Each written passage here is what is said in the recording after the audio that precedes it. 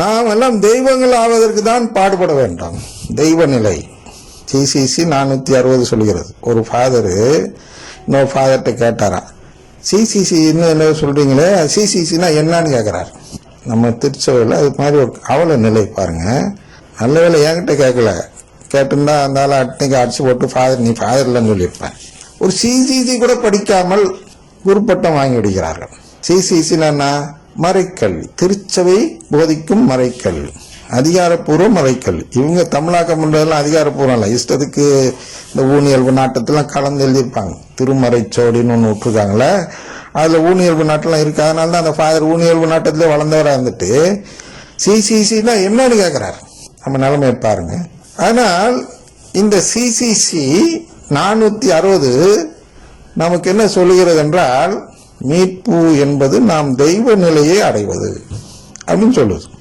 அப்ப தெய்வ நிலை, கடவுள் மனித நிலையிலிருந்து தெய்வ நிலை, டிவினிட்டி அப்படின்னு சொல்றோம். அப்ப தெய்வமாக மாறுகிறோம். அப்ப இந்த தெய்வமாக மாறுறதுல நம்முடைய நாட்டம் இருக்கணும். இந்த சித்தர் கதையெல்லாம் கேள்விப்பட்டிருப்பீங்க, போய் தவம் இருந்தாருன்னு. என்ன, அவன் கேட்கிற அந்த கோரிக்கையில ஒரே குறியாச்சு வருஷ கணக்குல தவம் இருந்துட்டே இருப்பான். என்னைக்கு ஒரு நாள் கடவுள் முன்னாடி தோண்டி நீ என்ன கோரிக்கை வைக்கிறேன்னு கேட்டு கிடைச்சிச்சு போ, கொடுத்தேன் போன்னு சொல்லிட்டு போகும். அதான் நாட்டம். நம்முடைய குறி டெய்லி என்ன இருக்கணும்னா, தினமும் இந்த தவம் இருக்க வேண்டும். என்ன தவம்? எனக்கு இந்த தெய்வ நிலை வேண்டும், எனக்கு இந்த தெய்வ நிலை வேண்டும் தவம் இருக்கணும். அதை விட்டுட்டு எனக்கு இந்த அற்புதங்கள் நடக்கணும், அதிசயங்கள் நடக்கணும், கால் குணமாகணும், கை குணமாகணும், அதெல்லாம் நமக்கு கிடைக்கக்கூடிய சிலுவைகள், சாத்தான் கொடுக்கிற சோதனைகள். அதை எப்போ சாத்தான் எடுப்பான்? அவன் பக்கம் போயிட்டா எடுப்பான். அப்ப ஊனியல்பு நாட்டம் எனக்கு வந்துருச்சுன்னா உடனே எனக்கு சோதனை எல்லாம் அகன்றும். உடனே அதுக்கு அவங்க என்ன பேர் வைக்கிறாங்க? ஆசீர்வாதம். பாத்தியா அவனுக்கு கஷ்டம்லாம் போயிருச்சுங்க. அது ஆமாடா, கஷ்டம் தான் போகும். தீயா பின்னாடி போனா எல்லா கஷ்டமும் போயிடும். அதான் இயேசுட்ட கேட்கிறாரு வனாந்தரத்துல. இயேசுட்ட சாத்தான் கேட்கிறான்ல, நீ ஊனியல்பு நாட்டத்துக்கு நீங்க வாங்க, உங்களை எல்லாத்தையும் நான் தரேன், உலகத்தையே தரேன், புயரும் புகழும் தருகிறேன், பசியாத்துகிறேன். ஏன்னா ஊனியல் நாட்டம் கல்லெல்லாம் அப்ப மாத்துறது, கல்லெல்லாம் உணவுப் பொருளா மாத்துறது இயேசுவால் முடியும். ஆனால் அவர் அந்த நாட்டம் அவரிடம் இல்லை. அந்த அற்புதத்தை செய்து அது பண்ற நாட்டம் இல்லை. அவருக்கு என்ன நாட்டம் இருந்தது? ஆவிக்குரியல் மீது நாட்டம் இருந்தது. மனிதர்கள் எல்லாம் தெய்வங்களாக்க வேண்டும் என்ற நோக்கத்திற்காக அங்கே பட்னியாக இருக்கிறார் 40 நாள். அந்த நோக்கத்தை மாற்ற பார்க்கிறான் அவன். கல்லெல்லாம் அப்பமாய் சாப்பிடுங்கிறான். அடுத்தது மேலேருந்து குதிங்க, எல்லாரும் பார்க்கறவங்களாம் உங்களை கடவுளின் மகன் புரிஞ்சுட்டு உங்களுக்கு பேரும் புகழும் கிடைக்கலான்னு கேட்கறான். 3வது, தென்னை நிட்டு என்னை வணங்குங்கள் அப்படின்னு. என்ன, இந்த மக்கள் எல்லாம் தெய்வங்களா மாற்ற திட்டம் இருக்குல்ல, அதை கைவிட்டுருங்க, உங்களை நான் அந்த உலகத்தையே உங்களுக்கு கொடுக்குறேன். இந்த ஊனியல்பு, இந்த 3 பேர் ஊனியல்பு, பேரும் புகழும் ஊனியல்பு. இந்த உலகம் அனைத்தும் எனக்கு கைக்குள் வர வேண்டும் என்பது ஊனியல்பு. உணவுக்காக பாடுபடுவது ஊனியல்பு.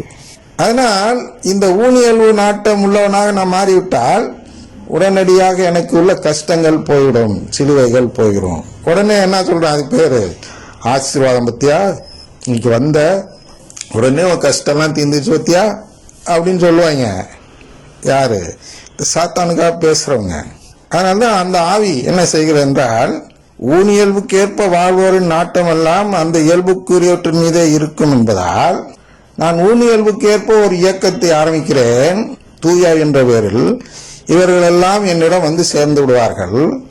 எனவே அவர்களுக்கெல்லாம் ஒட்டுமொத்தமா நீங்க தீர்ப்பு கொடுத்து விடலாம் ஆண்டவரே. கடைசி நாள்ல இவங்க எல்லோருமே ஊனியல்புக்கேற்ப வாழ்பவர்கள், அதனால் இவர்களுக்கெல்லாம் சாவு என்று நீங்கள் தீர்ப்பு கொடுத்து விடலாம் ஆண்டவரே. அதனால் எனக்கு இந்த அறுவடை இயக்கத்தை தொடங்க அனுமதி கொடுங்கள் என்று 1952 அனுமதி கேட்டு பெற்று தொடங்கப்பட்டது எங்க பெந்தகோஸ்து சபையில். அதனுடைய கிளை சபையாக இருப்பதுதான் இங்கே உள்ள கத்தோலிக்க திருச்சபையின் அறுவடை இயக்கம், CCR என்று சொல்வார்கள், கேத்தலிக் கரிஸ்மாட்டிக் ரினிவல். இதுல போய் சேராங்க, மாட்டிக்குவீங்க, இது வஞ்சகாற்றல் அப்படின்னு நாங்க சொல்றோம் இல்லையா. தூயாவியை என்ன செய்யல, குறை கூறவில்லை. பாருங்க, கடவுளை குறை கூறி பவுலடியார் சொல்லியிருக்க பாருங்க. 10 இது 2 தெசலோனிக்கர் 2:10 வாசிக்கிறேன். அழிந்து போகிறவர்களை முற்றிலும் ஏமாற்றி தீங்கிழைப்பான், ஏனெனில் அவர்கள் தங்களை மீட்கவல்ல உண்மையின்பால் ஆர்வம் காட்ட மறுத்தனர். ஆகவே 11 ஆகவே பொய்யானதை அவர்கள் நம்பும் வண்ணம் கடவுள் அவர்களை வஞ்சகாற்றலுக்கு உட்படுத்தினார். நான் சொல்லல, பவுலடியார் சொல்கிறார். கடவுள் வஞ்சனை செய்கிறார், இந்த வஞ்சனையில போய் மாட்டிக்காதீங்க, அதை நாங்க சொல்றோம். சரியா? அடுத்து ஒரு கேள்வி ஒன்று இருக்கிறது. அதுல தான் என்ன கேள்வினா, அடுத்து பகுதியா போடலாம், லைட்டா சொல்லிட்டு அதில் ஒன்று டீட்டெயில் அப்புறம் போடுறேன். அடுத்த கேள்வி மறைபொருளாக தானே இருக்கு. மீட்க வல்ல உண்மை நற்கருணை என்பது மறைபொருளாக தானே இருக்கு. இப்போ நீங்க விவரமா சொல்லிடுறீங்க, மறைபொருளை விளக்கிறீங்க. மறைபொருளை விளக்கிட்டீங்கன்னா அதை கேட்கறதுனால நாங்க என்ன செய்யறோம்,